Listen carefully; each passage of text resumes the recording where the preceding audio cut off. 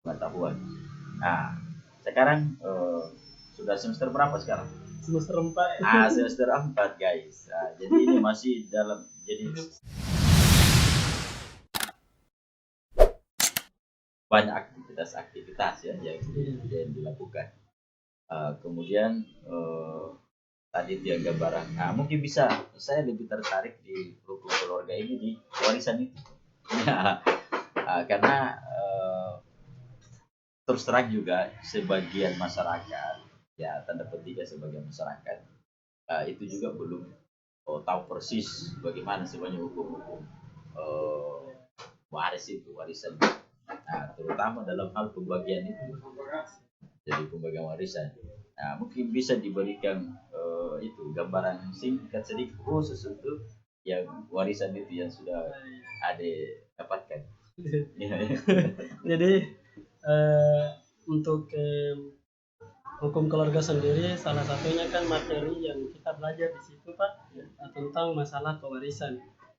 Awal dari munculnya warisan itu kan mulai dari keluarga, dari ayah dan ibu. Ya. Jadi untuk masalah sistematis pembagian harta warisan apabila ibu ini yang meninggal, ya. Atau kan di saat pembagian harta warisan itu apabila dari salah satu belah pihak meninggal. Nah, jadi kalau seandainya ibu yang meninggal, maka ibu sendiri ayah mendapatkan mendapat harta dari si istri ini dua bagian. Oh, gitu. Dua bagian. Jadi kalau untuk dua bagian untuk dari istri ini, suami mendapatkan 1/2 sama 2/6. Jadi 1/2 ini apabila menikah dengan istri itu dia tidak memiliki anak. Sedangkan 2/6 ini sang suami mendapatkan 2/6 apabila sang istri meninggal tapi meninggalkan anak untuk dia. Jadi itu guys. Jadi masalah warisan itu bukan persoalan gampang. Bahkan bagus ya kalau misalnya ini setelah selesai adik-adik dia berkumpul beberapa orang, bagusnya kalau dia memiliki kayak semacam lembaga independen yang bisa dijadikan sebagai tempat konsultasi, dalam hal pewarisan itu. Karena yang seperti yang kita tahu bahwa misalnya kita mengikuti pemberitaan di media sosial, kan banyak terjadi pembunuhan antara saudara begini itu karena salah satu faktor utamanya masalah warisan itu. Jadi pembagian yang tidak semestinya, karena terkadang kan begitu kita bersaudara yang tertua kemudian dianggap bahwa yang lainnya itu sudah tidak punya hak. Yang penting kita serahkan kepada yang tua maunya bagaimana ya terserah. Ini sudah yang biasa menimbulkan masalah. Sehingga ini sangat penting. Jadi kemudian ini bagaimana dukungan ini orang tua atau keluarga dalam proses perkuliahan yang adik-adik jalani sekarang ini. Alhamdulillah. Jadi kalau untuk dukungan keluarga, masya Allah itu keluarga sangat mendukung. Iya. Sangat mendukung. Sudah pasti. Sudah sangat mendukung sekali. Iya. Tapi kan dalam keluarga juga kan pasti ada yang bertentangan. Ya. Mendukung dalam arti untuk memberikan semangat untuk kita. Iya, kan? Tapi dalam materi mungkin belum. Ya. Begitu. Saya kira kita semua orang punya keterbatasan gitu. Iya. Kemudian yang penting kan orang tua sudah menjalankan kewajibannya. Kita juga sebagai anak, apalagi misalnya sudah mahasiswa, berarti kan sudah usianya namanya usia dewasa. Usia dewasa itu ada masalah dia bisa pecahkan. Tapi kalau masih SMA kemudian ke bawah, masalahnya itu ada, tapi 1-2 orang saja yang bisa untuk pecahkan karena memang kapasitas untuk sampai ke arah sana belum. Tapi kalau di usia mahasiswa itu sudah mengarah kepada usia dewasa yang diperhadapkan dengan berbagai masalah. Nah, untuk memecahkan masalah itu, itulah sehingga itu dasar keilmuan, dasar pengalaman, utamanya di organisasi tadi.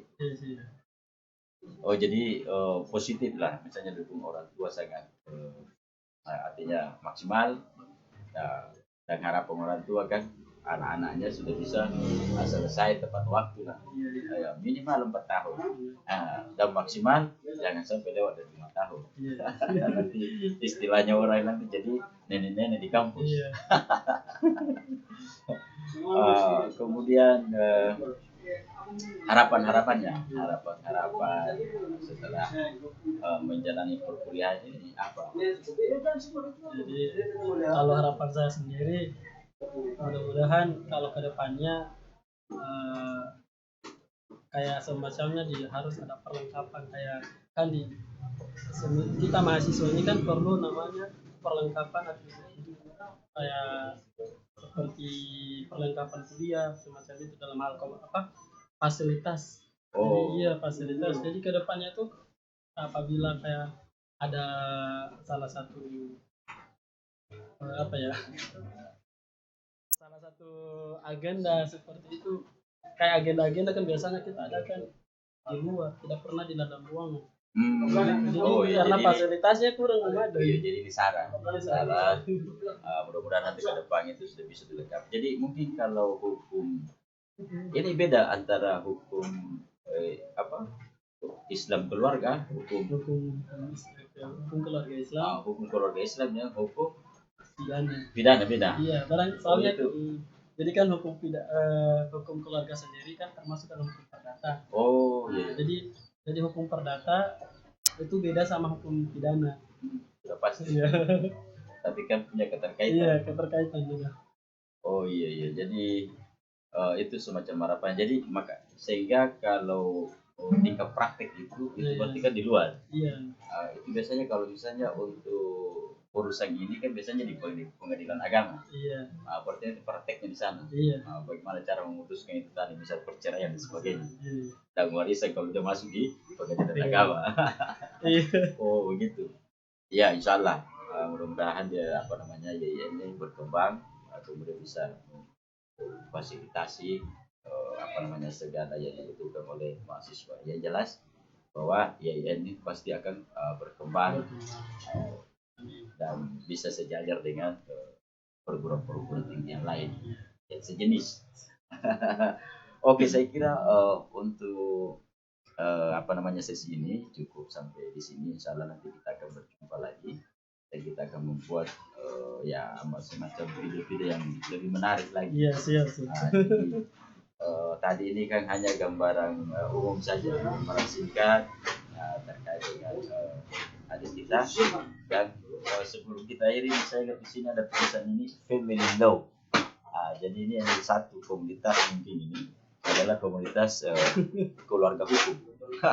Jadi kalau yang family law ini berarti semuanya sudah pidana, perdata, apa semua pidana. Itu juga bagus untuk asosiasi-asosiasi seperti ini karena untuk pengembangan keilmuan, karena ilmu harus ditunjukkan dengan praktek yang namanya hukum. Karena jangan sampai karena kalau misalnya untuk memutuskan suatu perkara kan butuh mempelajari data-data yang baik supaya pada saat memutus perkara itu harapan kita kan keadilan bagi yang penuntut keadilan. Jadi Anda ini adalah salah satu orang penegak keadilan. Dan keadilan itulah yang sekarang menjadi persoalan besar manusia. Saya kira itu saja. Insyaallah kita akan berjumpa lagi. Terima kasih yang menonton channel ini di channel Sari Koji di Kerabat Sam.